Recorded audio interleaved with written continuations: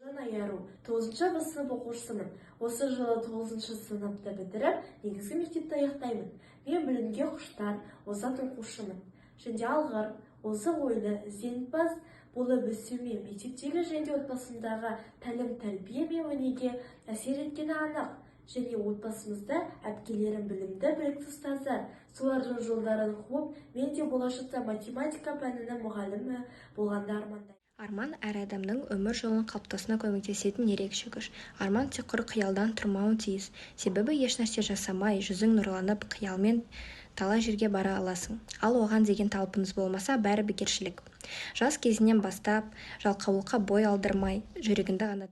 Мен Оралхан Бөкей атындағы номер 44 лицейінің 9 сынып оқушысы Алыбекова Еркежан Ерланқызы боламын. Ой арман мақсат тақырыбында өзімнің ой-пікірімді білдіргім келіп тұр. Қазіргі таңда жасөспірімдердің ауқымды мәселелерінің бірі ол болашаққа аяқ басып, мамандықты дұрыс таңдап, оған қол жеткізе білу.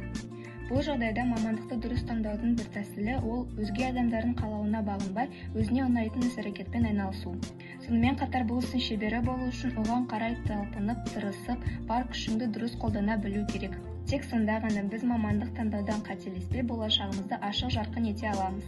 Сондықтан да қазірден бастап өздеріңізге ұнайтын іспен айналысып, оған назар аударып, көңіл бөліп, бұл іспен көп айналысып, болашақтарыңызды қолға алыңыздар. Назарларыңызға рахмет.